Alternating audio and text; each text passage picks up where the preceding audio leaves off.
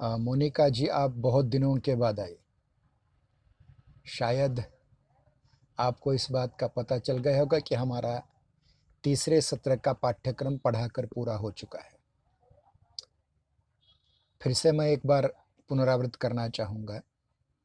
हमारे पाठ्यक्रम में गद्य के विविध आयाम नाम की पुस्तक थी, जिसके अंतर्गत आत्मकथा या आत्मवृत्त, मेरा जीवन प्रेमचंद, रेखाचित्र नीलकंठ मोर, लेखिका महादेवी वर्मा, संस्मरण कमला, लेखिका पद्मा सचदेव, निबंध शीरीष के फूल, लेखक हजारी प्रसाद द्विवेदी, यात्रावृत्त चिड़ों पर चांदनी, लेखक निर्मल वर्मा, ये हो चुका था।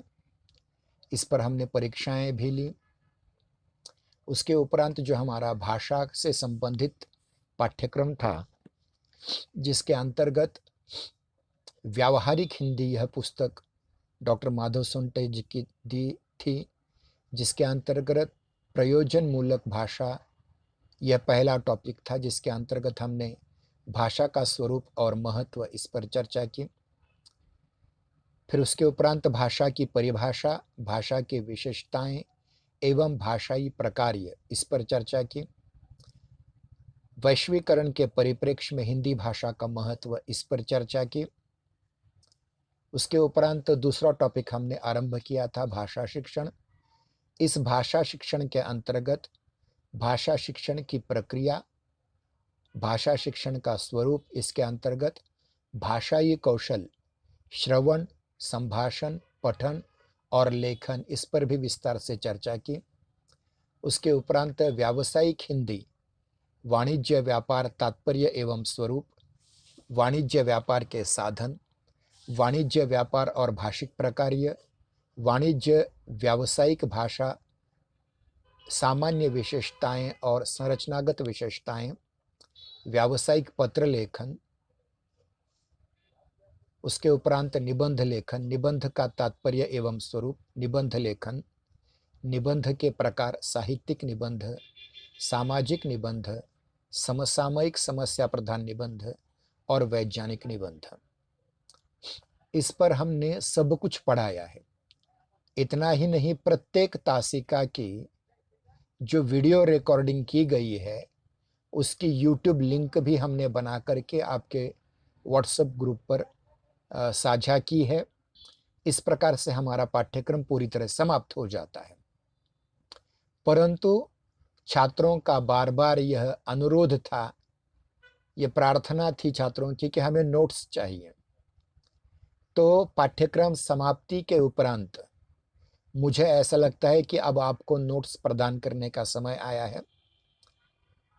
1-2 हफ्ते में, जैसे हमारे मेरे ख्याल से 1 जनवरी से हमारी ऑफलाइन तासिकाएं शुरू होंगी महाविद्यालय में प्रत्यक्ष, तो उस समय आपको वो नोट्स दी जाएंगे, लेकिन उसके लिए मूल्य होगा। मूल्य इसलिए होगा कि ये जेरोक्स कर कर करके आपको दिए, तो उसके जेरोक्स के कुछ ना कुछ पैसे लगते हैं। अगर आपको वो देने नहीं है तो व्हाट्सएप पर आपके ग्रुप पर वह पीडीएफ के रूप में सारे नोट्स आपको मिल जाएंगे। अब प्रॉब्लम यह है सबसे बड़ी कि जब से हमने गूगल मीट पर ये तासिकाएं आरंभ की हैं, या उसके पहले हमने व्हाट्सएप के माध्यम से आपको गद्य के विविध आयाम के सारे नोट्स पीपीटी रूप में, पीडीएफ रूप में और वीडियो रूप में सारे प्रदान किए थे, जिस पर हमारी परीक्षाएं भी हुई थी और आपने उसमें हिस्सा भी लिया था। लेकिन जब से हमने गूगल मीट आरंभ किया, तब से मतलब पहले छात्रों की संख्या 16 के आसपास थी। अब वो कम होते होते होते कुछ लोग इस दिन आते हैं, दूसरे दिन नहीं आते। कुछ छात्रों की रेंज की प्रॉब्लम आती है, वहाँ से हट जाते हैं। तो इसमें हमारा दोष नहीं है, ना आपका दोष है। तो एक निर्णय लिया गया है, अब कोरोना की वैक्सीन अब उपलब्ध हो रही है, तो जैसे स्कूल कॉलेज खुल रहे हैं, मेरे ख्याल से हमारे घर के पास का रामकृष्ण परमहंस या आरपी महाविद्यालय, भोसले स्कूल आरंभ हो चुके हैं, और हमारे प्राचार्य जी ने भी हमें ये कहने का आदेश दिया है कि जल्द से जल्द हमारी तासिकाएँ आरंभ होंगी, तो 1 जनवरी से हमारी तासिकाएँ आरंभ हो रही हैं। कृपया ये बात किसी और महाविद्यालय के छात्र से शेयर मत करना, ये केवल हम तक ही सीमित रहेगी। तो इस बात को आपको समझ लेना है कि इसके उपरांत आप बीएससी के जितने भी छात्र हैं, उनके प्रैक्टिकल्स भी आरंभ होंगे और प्रथम, द्वितीय, तृतीय वर्ष के पहले सत्र, तीसरे सत्र और 5वें सत्र की तासिकाएँ भी रेगुलर महाविद्यालय में आयोजित की जाएँगी। जिनका अध्ययन हो चुका है, मतलब हमारा पाठ्यक्रम तो पढ़ा करके पूरा हो गया, केवल अब परीक्षाएँ रह गई हैं। नोट्स देने और परीक्षाएँ रह गई हैं। तो परीक्षाएँ हम इस रविवार से शुरू करने वाले हैं, हर टॉपिक पर। प्रयोजनमूलक भाषा या प्रयोजनमूलक हिंदी के हर टॉपिक पर, जैसे प्रयोजनमूलक भाषा है, भाषा शिक्षण है, व्यावसायिक हिंदी है और निबंध लेखन है। इस पर हम वस्तुनिष्ठ रीति से फिर से उसी प्रकार से गूगल फॉर्म की मदद से परीक्षाएँ लेंगे। अब परीक्षाओं में भी एक ट्रेजेडी ये रही कि पहले-पहले बहुत से छात्रों ने परीक्षाएँ दी और कम होते गए। तो ये अपेक्षित आप लोगों से नहीं है। देखिए, 1 छात्र हो, 10 छात्र हो, 100 छात्र हो, हमें उतना ही कष्ट लेना पड़ता है, परिश्रम उतना ही करना पड़ता है। लेकिन अगर छात्रों की संख्या अच्छी हो तो हम उत्साह से और अधिक पढ़ा सकते हैं। इसलिए आपको ज़्यादा से ज़्यादा संख्या में, देखिए आज अकेली आप 1 हैं, कल आप नहीं थे। तो होता ये है कि वीडियो हम भले बना करके बाद में डाल दें, तो वीडियो भी कोई नहीं देख रहा है। इसका मतलब ये है कि जो छात्र थोड़े बहुत आ रहे हैं, उनको छोड़ कर के, आप अपवाद है मान लीजिए, कि शिक्षा से कुछ लेन-देन नहीं है। परीक्षा में किसी भी प्रकार से पास हो जाओ, आपकी मर्ज़ी। लेकिन मेरे ख़्याल से आप परीक्षार्थी 1 या 3 साल के लिए ज़्यादा से ज़्यादा हैं, लेकिन आयुष्य भर, पूरे उम्र भर आपको और मुझे भी विद्यार्थी ही रहना है। तो ये सब करते समय हमें बहुत सावधानी से काम लेना पड़ेगा। अध्यापकों के अ, वचनों का कोई मोल होता है। ये मान कर के अध्यापक लोग जो कहें, उस पर ध्यान दें। और एक महत्वपूर्ण बात मैं कहना चाहूँगा कि हमारे महाविद्यालय के हिंदी विभाग की ओर से गत 2 वर्षों से राष्ट्रीय निबंध प्रतियोगिताओं का आयोजन किया जा रहा है। निबंध लेखन आपके पाठ्यक्रम में एक पाठ्यक्रम का भाग भले ही है, लेकिन उसका प्रैक्टिकल आपको इस प्रकार की स्पर्धाओं से, प्रतियोगिताओं से मिलता है। और इस वर्ष का, इस सत्र का हमारा निबंध का विषय है राष्ट्रभाषा हिंदी के प्रचार-प्रसार में दूरदर्शन का योगदान। फिर से पढ़ता हूँ मैं, राष्ट्रभाषा हिंदी के प्रचार-प्रसार में दूरदर्शन का योगदान। 2000 शब्दों की मर्यादा में यह निबंध हमें ला करके महाविद्यालय में 30 दिसंबर तक जमा करना है। 10 दिसंबर को इसकी ऑनलाइन पुरस्कार वितरण किए जाएंगे। ये सारी जानकारी हमने व्हाट्सएप पर पहले दी हुई है, फिर भी कहते हैं कि 30 दिसंबर तक आपको ये निबंध लेखन करना है। इस निबंध लेखन प्रतियोगिता में उत्तर प्रदेश, मध्य प्रदेश, गोवा, राजस्थान, हिमाचल प्रदेश, आंध्र प्रदेश, यहाँ तक कि केरल से भी छात्र समाविष्ट हो रहे हैं। मेरे ख्याल से अगर आप इसमें अपना निबंध देते हैं, तो एक बहुत अच्छी उपलब्धि आपके लिए है। उसका ई-प्रमाण पत्र दिया जाएगा और अगर पहले 5 में नंबर आता है, तो पुरस्कार राशि भी आपको दी जाएगी। तो इसलिए आपको कल की जो मैंने निबंध लेखन की यूट्यूब लिंक दी है, उसे 2-4 बार देखें तो आपको पता चल जाएगा कि किस प्रकार से हम साहित्यिक निबंध लिख सकते हैं। अवश्य ये काम कीजिएगा। मुझे लगता है कि बीए और बीएससी का पाठ्यक्रम समान है, इसलिए हमने बीए की ओर उतना ध्यान नहीं दिया। जो बीएससी का है वही वीडियोस मैंने फिर से बीए के ग्रुप पर अपलोड कर दिए हैं, वो छात्र देख लेंगे। तो मेरी आपसे एक गुजारिश है, एक अनुरोध है आपसे कि जो वीडियो मैंने ग्रुप पर यूट्यूब लिंक के माध्यम से डाल दिए हैं, उनको अच्छी तरह से देखिए, उनका अध्ययन कीजिए और इसके बाद मैं तो आज की तासिका जो होने वाली थी, वो केवल शंका समाधान की रखने वाले था। लेकिन आप मोनिका बहुत दिन के बाद आई गई, आज अभी-अभी अंकिता जॉइन हो गई हैं। लगभग देखिए 10:50 पर हमारी तासिका शुरू हुई और अभी 15 मिनट हुए एक छात्र जुड़ रहे हैं धीरे-धीरे। तो मेरे कहने का तात्पर्य है कि हमारा पाठ्यक्रम सिखा करके हमसे पूरा हो चुका है। अब उसकी गूगल फॉर्म परीक्षाएँ हमें लेनी हैं और आपको नोट्स प्रदान करने हैं। चाहे वो पीडीएफ रूप में हो, पीपीटी रूप में हो या किसी अन्य रूप में हो सकता है वीडियो रूप में हो। तो अब तक जो हमने पढ़ाया है, उसको बार-बार देखें, यूट्यूब लिंक बार-बार देखें या सेव करके लें। अगर आपके पास ऐसा कोई ऐप है जो आप यूट्यूब लिंक की का वीडियो आपके मोबाइल में या आपके कंप्यूटर में सेव करके रख सकते हैं, तो उसे बार-बार देखिए, उस पर से नोट्स निकालने का प्रयास कीजिएगा। अब हम विगत 21-22 वर्षों से स्नातक और स्नातकोत्तर कक्षाओं को पढ़ा रहे हैं, ग्रेजुएट और पोस्ट ग्रेजुएट लेवल को पढ़ा रहे हैं, तो हमारा अनुभव तो अच्छा है, लेकिन छात्रों का प्रतिसाद थोड़ा कम है। तो उस दृष्टि से अगर आप प्रतिसाद देंगे, तो ये आपके लिए बेहतर होगा। और अभी अंकिता जॉइन हुई हैं, उनसे भी मैं ये कह रहा हूँ कि आप अपने मित्रों से भी कह दें कि 1 जनवरी से हमारी ऑफ़लाइन तासिकाएँ शुरू होने वाली हैं। इसलिए आपको महाविद्यालय में आना पड़ेगा और ख़ास करके जो विज्ञान के छात्र हैं, बीएससी के छात्र हैं, उनके प्रैक्टिकल्स भी, उनके प्रात्यक्षिक भी जल्द ही आरंभ होने वाले हैं। अ, आज वैसे बहुत कुछ कहना चाहता था, लेकिन मैंने शंका समाधान की तासिका ये रखी थी, क्योंकि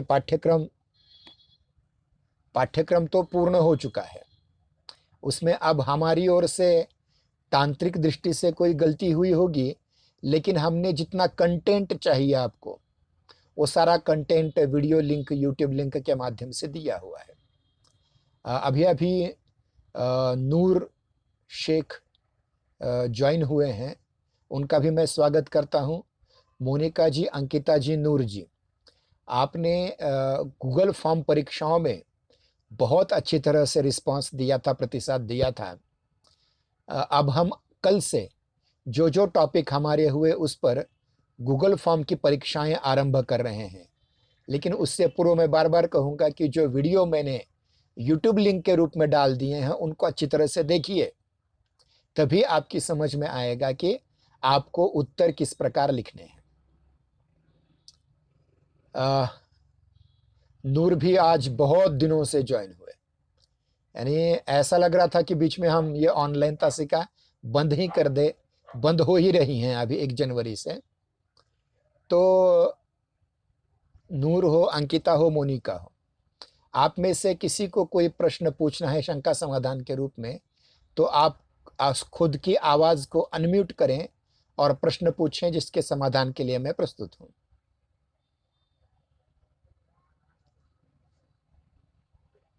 हाँ, मोनिका कुछ पूछना चाहती हैं?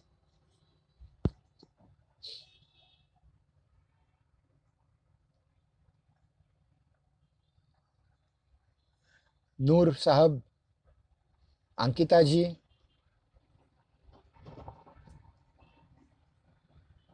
कुछ पूछना चाहते तो आपके सामने जो माइक का आइकॉन है, उसको एक बार टच करो, बार-बार टच मत करो। एक बार टच करने पर वो आवाज़ मुझ तक आएगी, दूसरी बार टच करने पर वो फिर से म्यूट हो जाएगा। शायद मोनिका कुछ प्रयास कर रही हैं। हाँ, आप पूछ सकते हैं प्रश्न। हेलो, आवाज़ बिल्कुल नहीं आ रही है।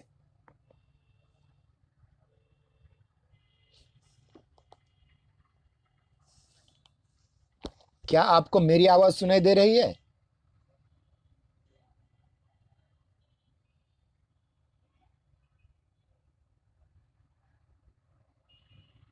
शायद आवाज में कुछ प्रॉब्लम है। आप आपके सामने जो कमेंट बॉक्स है उसमें लिख भी सकते हैं।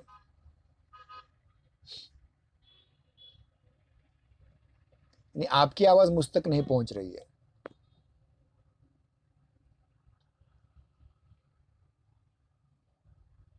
अंकिता जी शायद कुछ बोलने का प्रयास कर रहे हैं, लेकिन उनकी आवाज मुझ तक नहीं पहुंच रही है।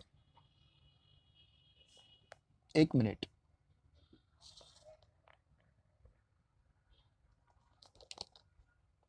हाँ, अभी एक प्रश्न किसी ने पूछा, परीक्षा ऑनलाइन होगी या ऑफलाइन होगी?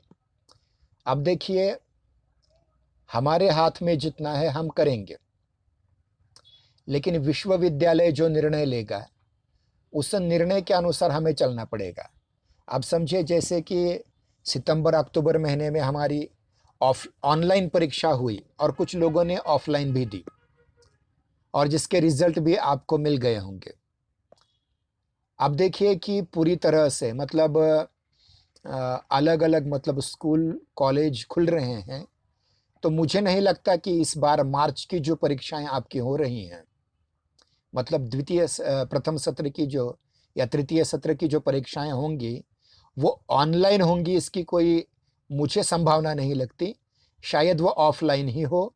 लेकिन अगर तब तक कोरोना का वैक्सीन आ गया या कोरोना पूरी तरह से समाप्त हो गया या फिर कोई उसमें परिवर्तन हुआ तो ऑफलाइन परीक्षाएं होंगी। और अगर खुदा न खास्ता कोरोना का संकट और गहरा गया, और जैसे कि कल इंग्लैंड में और दक्षिण अफ्रीका में कोरोना वायरस का एक नया ट्रेंड पाया गया है, नया ट्रेस हुआ है, अगर उसका संकट आ जाता है तो शायद ऑनलाइन ही परीक्षाएं होंगी। लेकिन इसके लिए सावधानी बरतने की आवश्यकता है।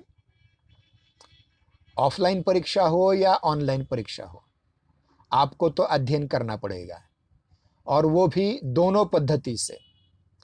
आपको ये मानकर चलना पड़ेगा कि आपकी लेखी परीक्षा हो सकती है या फिर ऑब्जेक्टिव परीक्षा हो सकती है। अब ऑब्जेक्टिव परीक्षा ऑनलाइन हो या ऑफलाइन हो या फिर लिखित रूप में परीक्षा हो, तो किसी भी प्रकार से परीक्षा हो, आपको अध्ययन पूरी तरह से करना पड़ेगा। जैसा कि नूर साहब ने बहुत अच्छा प्रदर्शन किया था हमारी गूगल फॉर्म परीक्षा में, जो हमारी ऑनलाइन परीक्षा हमने ली थी, हमारी अपनी हिंदी की। तो उस प्रकार से कुछ छात्रों को उसका फायदा भी हो सकता है। लेकिन ध्यान रखिए कि परीक्षा के लिखित परीक्षा हो या वस्तुनिष्ठ परीक्षा हो, दोनों के अपने कुछ खामियां हैं और दोनों के अपने कुछ पॉजिटिव पॉइंट हैं। अब वस्तुनिष्ठ में से किसी ने अध्ययन नहीं किया और खुदा न ख्वास्ता उसका बराबर वही पर्याय जो बराबर है वही लग गया, तो उसको 100 में से 100 अंक भी मिल सकते हैं। ये लेकिन उसका खामियाजा यह है कि खामी यह है उसकी कि केवल वस्तुनिष्ठ पद्धति से छात्र की सोच विचार की क्षमता को, उसके लेखन कौशल को आंका नहीं जा सकता। इसलिए हो सकता है कि लेखी परीक्षाएं होंगी, यानी ये हम कह नहीं सकते, क्योंकि इस समय जो हम हैं कोरोना के काल के कारण हमारे लगभग 1 वर्ष तो बर्बाद हो गया है।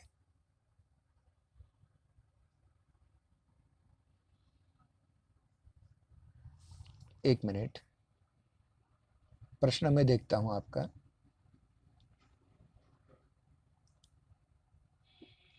सेकंड सेमेस्टर रिजल्ट कब तक ठीक होंगे? देखिए देखिए, आपका जो प्रश्न है सेकंड सेमेस्टर के रिजल्ट कब तक ठीक होंगे। अब देखिए, कुछ छात्रों को जैसे 50 में से 50 अंक आए हैं, कुछ छात्रों को 50 में से 30, 35, 45 अंक आए हुए हैं, कुछ छात्रों को 2 शून्य ऐसे भी अंक आए हुए हैं। अब जिन लोगों ने अपना शिकायत पत्र दर्ज किया है, तकरार ग्रीवियंस में भेज दिया है, उनका कब तक होगा हम कह नहीं सकते, क्योंकि कुछ ही छात्रों ने भेजा है। यानी सबसे बड़ी प्रॉब्लम हमारी ये समस्या यह है कि कोई भी संदेश छात्रों तक भेज दो। आप में से कुछ छात्रों ने जिनको कम अंक आए होंगे, आपने शिकायत पत्र भरा होगा, लेकिन हमें जितनी अपेक्षा थी उससे 10% भी लोगों ने नहीं भरा। इसका मतलब छात्र अपने ही करियर के प्रति गंभीर नहीं है। और हमारे महाविद्यालय के जो विद्यार्थी सेक्शन संभालने वाले क्लर्क हैं, बाला साहब पाटिल जी, उन्होंने हमें बार बार कहा कि छात्रों से मिल करके बताइए उन्हें, और हम हर बार अपने ग्रुप पर प्रत्येक सूचना को दे ही देते हैं, लेकिन छात्र रिस्पांस नहीं देते। अब उससे क्या करें हम? अब प्रत्येक छात्र को तो कान से पकड़कर तो हम बात नहीं कर सकते। एक कविता मैंने बनाई थी किसी जमाने में, एक 10 साल पहले, जब हमारे साळुंके मैडम प्राचार्य थी, तब उस समय मैंने एक कविता बनाई थी छोटी सी। वो कविता इस प्रकार है,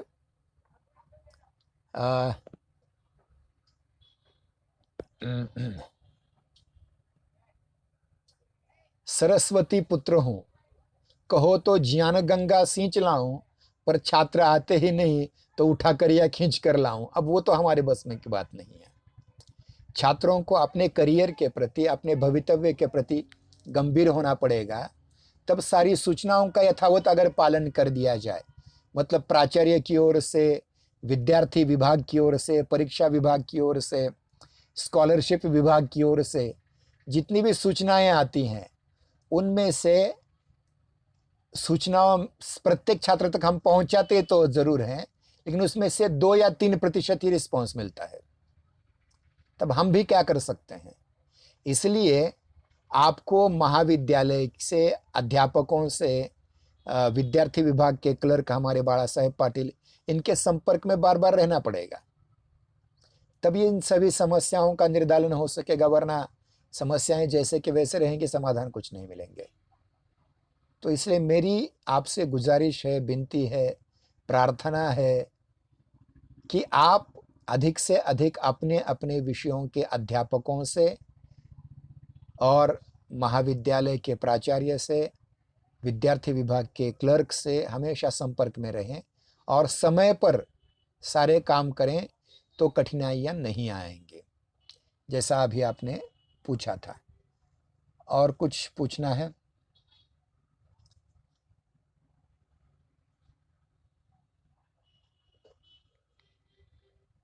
कुछ पूछना है और किसी से? अंकिता जी, नूर साहब, कुछ पूछना है?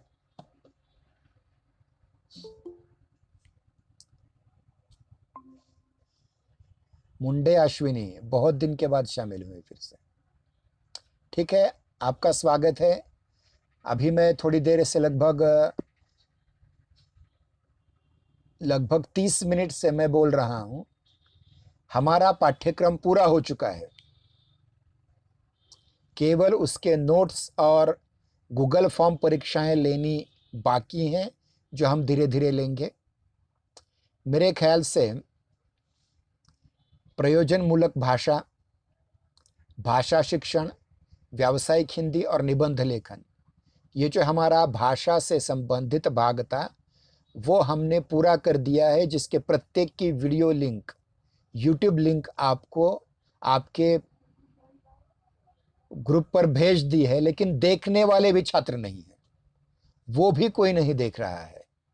तो हमारी भी मजबूरी समझिए, हमारी भी विवशता समझिए कि हम बड़ी तैयारी के साथ कुछ आपके सम्मुख नए तंत्र के माध्यम से कुछ न कुछ देना चाहते हैं। पीडीएफ आपको दी हैं, पीपीटी दी हैं, वीडियो दिए हैं, गूगल फॉर्म परीक्षाएं आपके लिए हैं। तो अगर आप पहले से आज तक कंटिन्यू जुड़ जाती, तो हमारा उत्साह और बढ़ जाता और हमारा आनंद और हो जाता। ठीक है, कोई बात नहीं।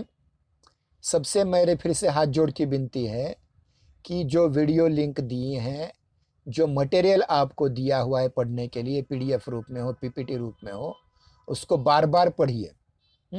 और अगले सप्ताह से शायद हमारी ऑफलाइन तासिकाएं हमारे महाविद्यालय में शुरू हो रही हैं, तो कृपया उसमें आप सभी जुड़ जाएं। समय समाप्त हो रहा है हमारा, अभी 11 मिनट हैं और अगर किसी को कुछ पूछना है तो कमेंट बॉक्स में आप लिख सकते हैं।